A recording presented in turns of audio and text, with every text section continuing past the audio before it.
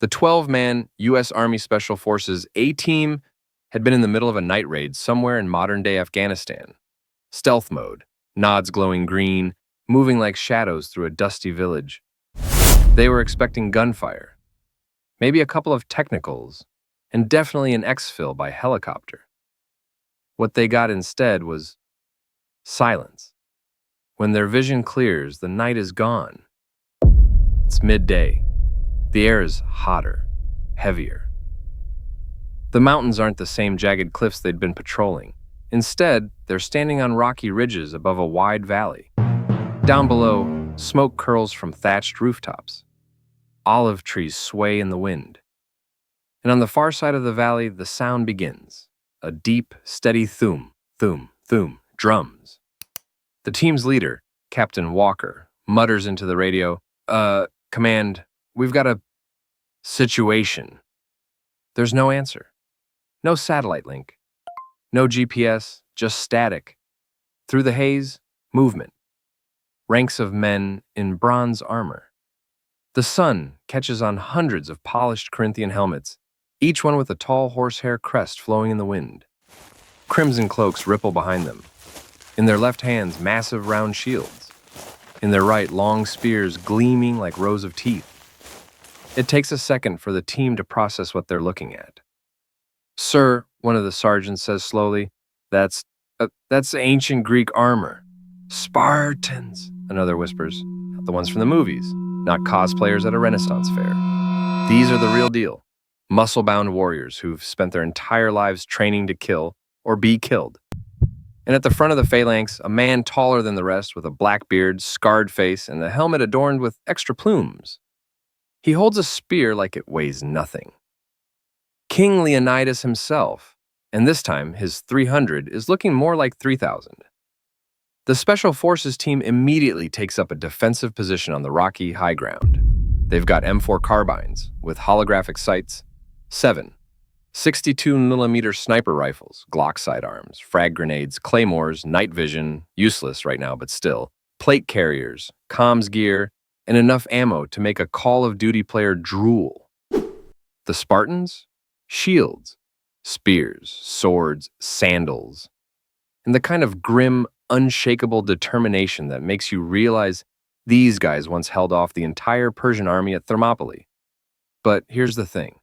They have no idea what guns are. From their perspective, the men on the ridge are just oddly dressed enemies with strange metal tubes. Enemies who have trespassed on Spartan land, and Spartan land is defended with one policy: eradication. The drums grow louder. Leonidas raises his spear and shouts an order in ancient Greek, his voice echoing across the valley. Front rank slams their shields in unison, a wall of bronze and oak gleaming in the sun. Dust rises around their sandaled feet. The sound is like thunder. Captain Walker kneels behind a rock, glassing them with his scope. That's a lot of spears, he says flatly. The team's weapons sergeant grins. And we've got a lot of bullets. The plan forms quickly. Maintain high ground, use ranged fire to whittle down the advance. Keep mobility. Don't get flanked. They know Spartans are masters of formation fighting. Tight phalanx walls, shields overlapping, spears bristling forward like the spines of a giant metal porcupine. In close quarters, those formations are a nightmare. But out here in open daylight, with 21st century rifles, that's the gamble. The Spartans begin their march. Their shields create an unbroken bronze wall. Their spears angled slightly upward, the sun flashes off every metal surface. They move as one. No man out of step, no gaps. Just an unstoppable block of death slowly grinding up the slope. The Special Forces team watches, calm but tense. They know their weapons can cut through that armor like paper. But there's something unnerving about an enemy that knows they're walking into danger and does it anyway. One of the younger Green Berets shakes his head. These guys are insane. Another laughs quietly. No, man, these guys are warriors. Leonidas raises his spear again. The drums stop. Silence. The phalanx halts. A single voice roars across the battlefield. Molon lave! Come and take them. Captain Walker exhales slowly. All right, boys. History class is over. Let's do what we do best. The Special Forces rifles are shouldered. Red dots find their marks. Fingers hover over triggers. And then, with a roar, the Spartan wall begins its charge. The most disciplined warriors of the ancient world are about to meet the most lethal soldiers of the modern era. Bronze against Kevlar. Spears against 5.56 NATO. Courage against technology. Who's walking away from this fight? The hilltop explodes with sound. The first burst of 5.56 NATO rounds tears through the front rank of Spartans. Bronze armor dents. Splinters of wood fly from shields, and men drop mid-stride, their centuries-old tactics colliding with the raw physics of modern ballistics. The special forces fire in controlled bursts, each shot precise. They aren't spraying wildly. These guys are trained marksmen, every round finding a gap between shield and armor. But the Spartans don't break. Men step over the fallen, shields locking tighter, the phalanx adjusting seamlessly as they've done in countless drills over a lifetime of war. The wall just keeps coming, spears angled for the final thrust. They're closing fast. Switch to frags! A grenade arcs through the air and lands just behind the front rank. The detonation sends shockwaves through the valley, scattering dirt, shattering shields, and hurling men backwards. For the first time, the Spartan advance falters. But even in chaos, their discipline is terrifying. They regroup almost instantly, tightening their formation, pushing forward with renewed fury. From the ridge, the Green Berets adapt. 2 men drop prone, their 70-millimeter sniper rifles booming. A Spartan commander in ornate armor drops with a shot to the chest. Another takes a round through the visor of his helmet. Still, the momentum of the charge is relentless. At 100 meters, arrows and javelins arc upward from Spartan skirmishers on the flanks. The projectiles clatter harmlessly off body armor, but the sheer volume forces the team to duck and reposition. At 50 meters, the Spartans break formation, a shock tactic, abandoning the phalanx for a mad rush uphill, spears lowered, swords drawn. This is the moment the special forces feared. Close quarters combat. Claymores go live. Click. Boom! The explosions rip through the leading wave, but the survivors are already too close for comfort.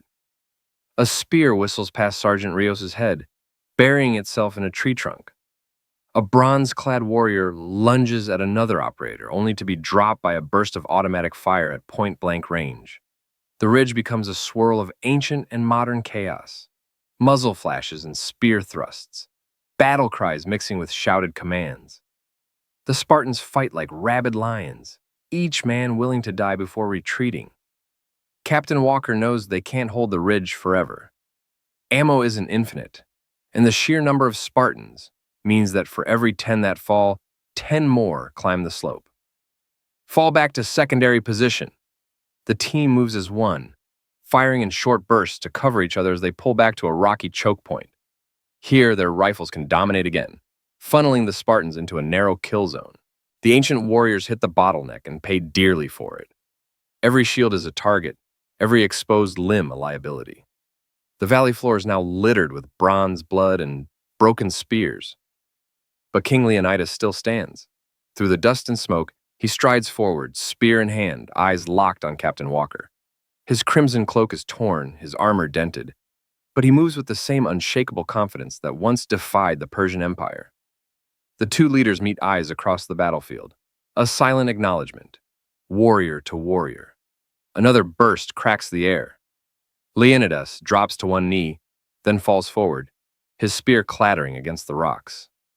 The Spartan line hesitates and then shatters. The survivors retreat, carrying their fallen king away. The Special Forces team stands in the settling dust, weapons still at the ready, scanning for threats. The valley is quiet again. They've won, but the price is clear. Several operators are wounded, ammo reserves are nearly gone, and the sheer ferocity of the Spartan assault has left them shaken. If that's what one Spartan army can do, Walker mutters, I don't want to see the rest of Greece. In the distance, faint war drums begin again. This isn't over.